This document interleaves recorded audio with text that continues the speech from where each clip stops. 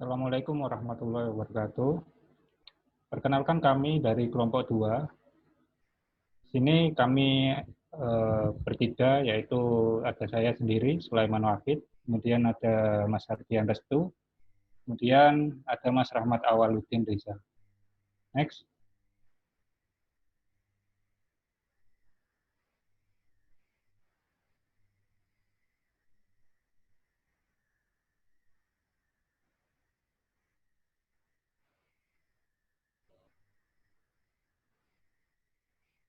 Ya, di sini kita mereview sebuah paper dengan judul How Social Media Shapes the Fashion Industry, the Spillover Effect Between Private Label and National Brands.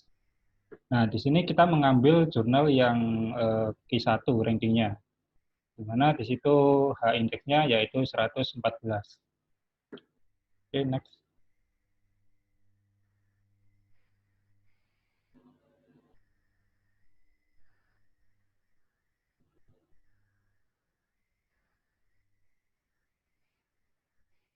Berikut adalah outline dari presentasi yang akan kita bawakan. Yang pertama adalah introduction, kemudian yang kedua literature review and hypothesis development, kemudian yang ketiga research design, yang keempat main result, yang kelima discussion, yang keenam adalah conclusion.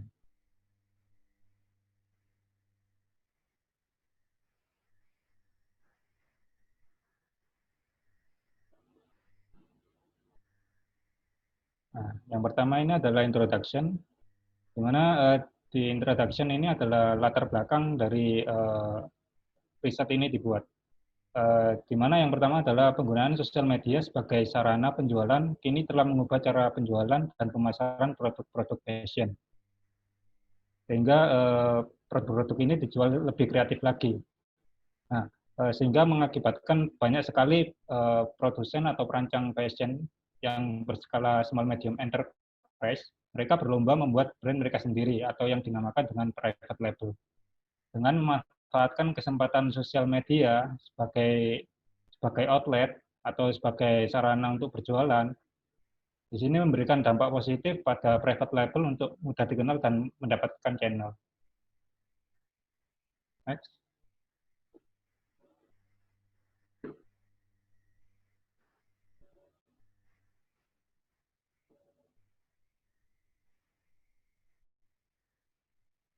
Secara khusus, sosial media telah mendorong pertumbuhan private label berkembang lebih pesat saat ini. Akibatnya, terjadilah pola persaingan baru antara private label dengan brand nasional. Nah, saat ini riset tentang bagaimana private label melakukan pemasaran kegiatan di media sosial masih sangat terbatas. Oleh karena itu, di penelitian ini akan lebih berfokus pada social media analytics dengan mendalami interaksi antara private label dan national brands di ranah sosial media dan menyelidiki bagaimana interaksi ini mempengaruhi popularitas dan penjualan dari private label itu sendiri. Kemudian harapan hasil dari studi ini yaitu memberikan para pelaku UKM atau SME di bidang fashion sebuah pedoman untuk mengembangkan strategi branding mereka dalam B2B sosial media. Next.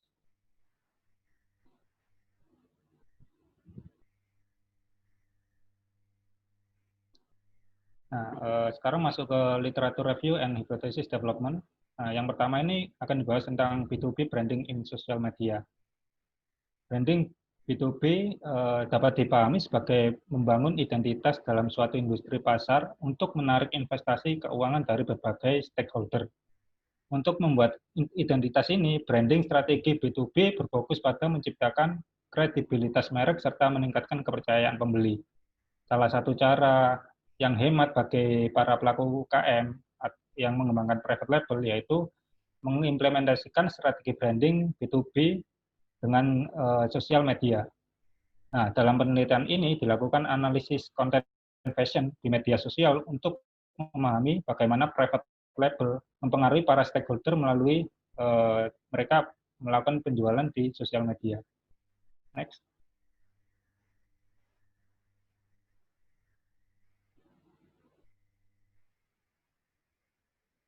Nah, di Sekarang bagian spillover effect between private label and national brand. Nah, dalam konteks ini, spillover adalah sebuah efek yang muncul ketika customer membandingkan persepsi kualitas antara brand dengan brand-brand yang ada saat ini untuk menciptakan sebuah persepsi baru terkait kualitas dari suatu brand yang baru muncul.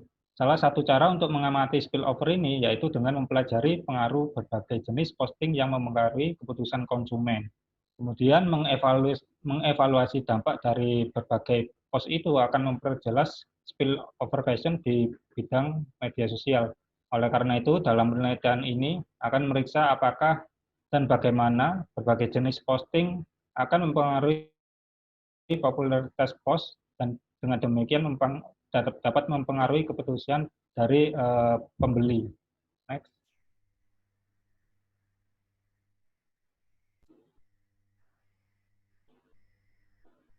Sekarang masuk ke hipotesis development. Nah, peran endorsement juga berperan penting dalam sosial media marketing, terutama pada produk fashion. Oleh karena itu, pada paper ini telah mengidentifikasi adanya pengaruh popularitas dari konten kreator endorsement terhadap persepsi pembeli dalam mengambil keputusan pembelian.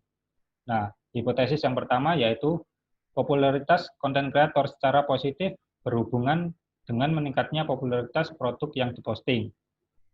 Kemudian yang selanjutnya ditemukan juga bahwasanya posting juga mempengaruhi di mana posting yang memadukan private label dan national brand jauh lebih populer karena dapat dilakukan perbandingan secara langsung. Nah, sehingga memunculkan hipotesis yang kedua yaitu adanya efek spillover seperti pada pemilihan jenis post di mana post yang langsung membandingkan kedua label memiliki pengaruh lebih besar daripada hanya menampilkan private label saja. Next.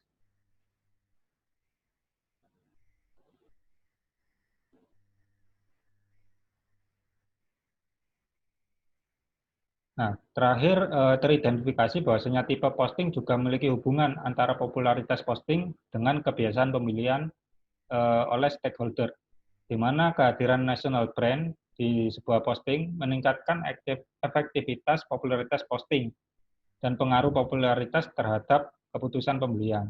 Sehingga munculkan hipotesis ketiga, yaitu terdapat efek spillover seperti munculnya national brand dalam sebuah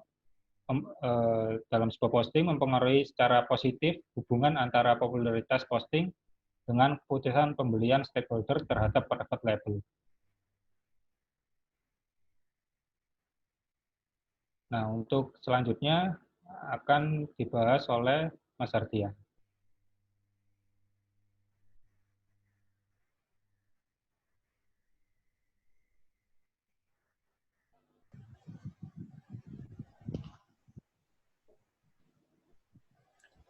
Oke, selanjutnya di sini saya akan mencoba menjelaskan pada part ketiga, itu berkaitan dengan riset design. Di sini yang pertama yang kami bahas adalah mengenai riset site. Kita mengambil dari sebuah jurnal itu, untuk riset site-nya mengambil dari situs logbook.nu, yaitu merupakan sebuah situs komunitas fashion ya, yang memungkinkan penggunanya untuk saling berbagi foto dan memberikan deskripsi berkaitan dengan foto tersebut. Di mana di situ ada 3 keterangan ya, ada 3 kategori, ada look, ada tag, dan hype. Di mana untuk look-nya itu berkaitan bagaimana nanti kita ingin memposting sebuah foto dengan mendeskripsikan beberapa tema berkaitan dengan fashion yang akan kita tampilkan. Kemudian hype adalah bagaimana nanti untuk proses pemungutan suara, jadi dilakukan secara pengguna, misal dia menyukai atau menyukai sehingga dapat memberikan fitur atau penambahan ya berkaitan dengan hype-nya itu. Dan terakhir adalah teks, di mana tag adalah kita bisa memberikan sebuah deskripsi singkat berkaitan dengan fashion yang kita pakai. Di mana rata-rata untuk logbook ini berkaitan dengan itu ya, situs yang penyuka fashion pada background yang street style ya. Kenapa di dalam sebuah jurnal ini memilih sebuah situs itu? Yang pertama ada alasannya kredibel.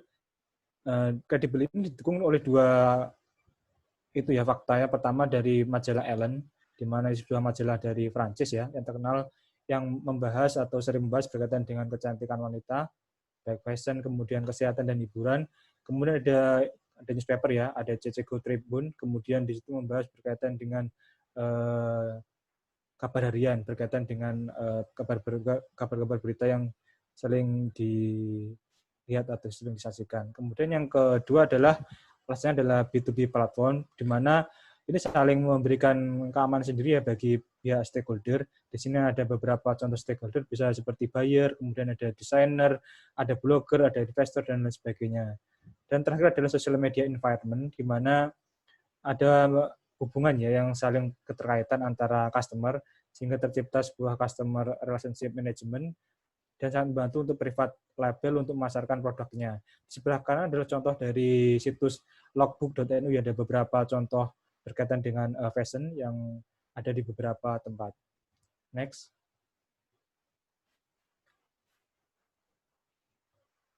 Ini merupakan data yang diambil dari sebuah jurnal itu, yaitu pada periode 1 tahun dari November 2014 sampai November 2015, di mana untuk totalnya ada 1.395 konten kreator dengan usia rentang 15 sampai 65 tahun.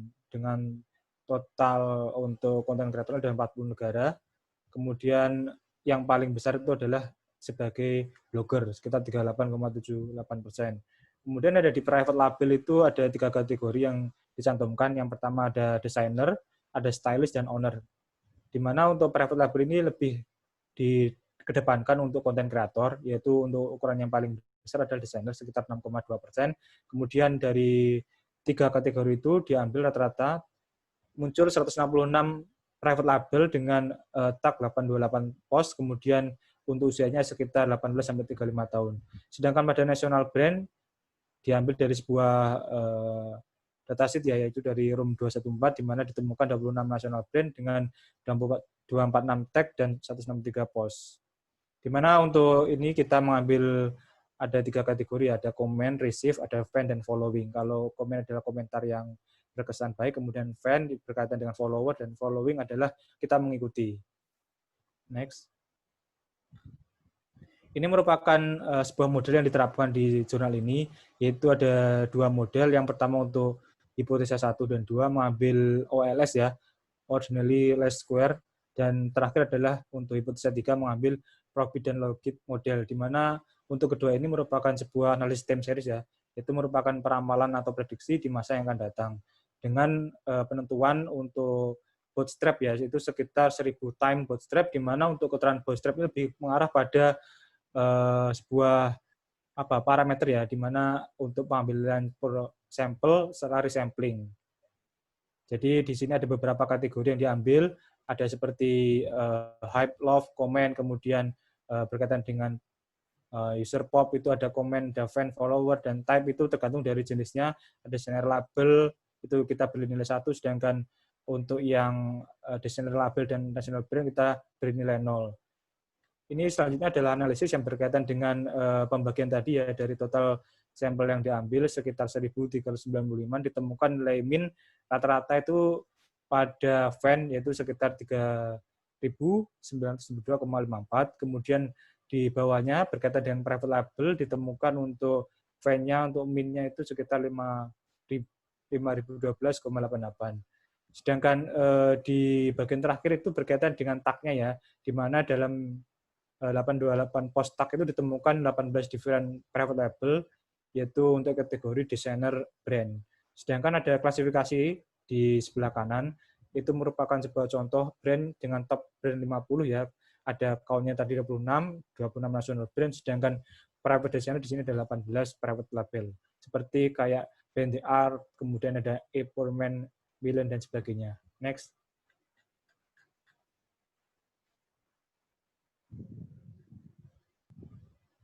Ini selanjutnya berkaitan dengan descriptive analytics, kemudian ada juga berkaitan dengan Spearman correlation. Untuk deskriptif statik sama ya, kita membandingkan nilai yang sudah ditembakkan tadi, ada beberapa parameter yang diukur menggunakan model, yaitu model 1 dan model 2, ada post pop, ada love, ada hype, ada comment, dan type. Kalau untuk yang deskriptif statik ini lebih ke arah untuk hipotesa 1 dan 2, di mana kita bisa mengetahui nilai min sekitar beberapa macam ya, ada 5,39 dan jenisnya. Sedangkan di sini adalah merupakan contoh sampel yang kita ambil, yaitu 326, 325. Kemudian ada eksperimen korelasi. Di sini menerangkan untuk korelasi antara beberapa contohnya. Ada nilai 1 positif, artinya itu sangat signifikan korelasinya. Di mana nilai positif adalah nilai yang artinya saling itu ya, misalnya satunya tinggi, itu akan berakibat pada yang tinggi juga, artinya sebanding. Kalau misalnya negatif itu merupakan nilai yang berlawanan. Next.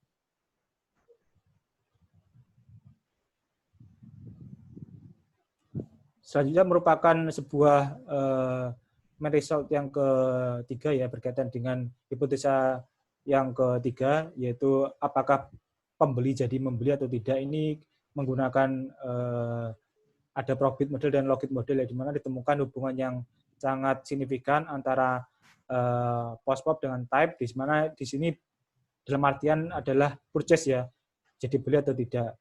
Di situ diterangkan bahwa sudah mendekati nilai positif, artinya saling sebanding ya, tidak berlawanan. Kalau negatif adalah berlawanan. Sedangkan yang sebelah kiri merupakan contoh regresi modelnya. Ada 4 yang diukur, ada post pop, ada love, ada hype, ada comment, di mana semua ada nilai positif. Jadi artinya saling melengkapi ya, di mana sangat kuat peranannya, di mana saling mendukung dari beberapa parameter yang diukur ini. Kemudian ada nilainya itu sudah sangat signifikan, yaitu ada yang kurang dari 0,05, ada kurang dari 0,01, dan ada yang kurang dari 0,01. Artinya sangat signifikan sekali untuk modelnya tersebut. Untuk selanjutnya akan dilanjutkan oleh Mas Rahmat. Baik, terima kasih Mas Ardian. Berikut adalah diskusi dari pembahasan dari paper ini. Yang pertama adalah ketenaran aktor atau pemodel pemosting, yaitu influencer, dapat meningkatkan popularitas posting dan meningkatkan keputusan pembelian untuk private label maupun national brand. Sedangkan untuk postingan yang hanya menampilkan private label memiliki popularitas yang rendah.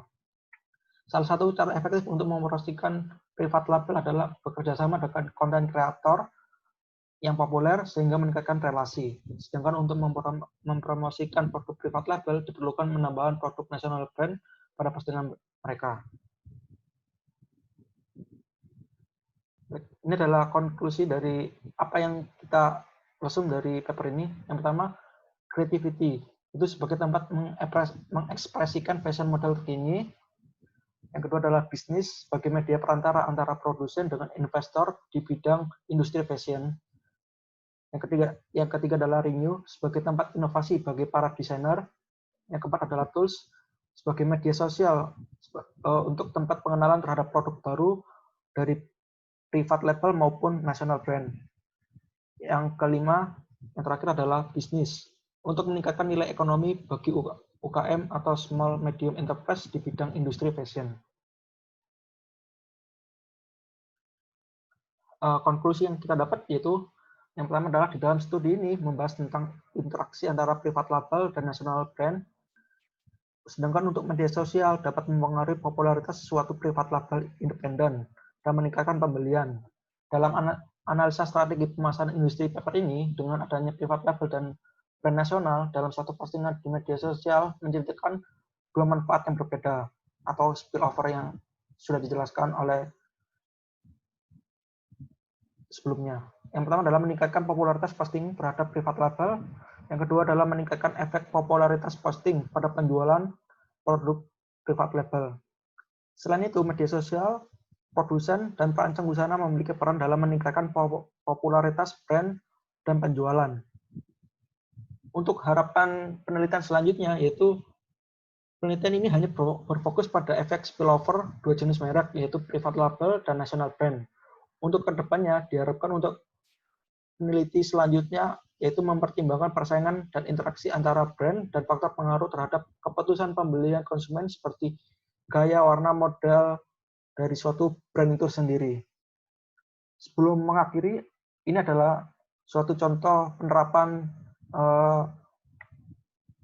konten kreator untuk endorsement suatu produk private label yang dapat meningkatkan suatu brand itu sendiri.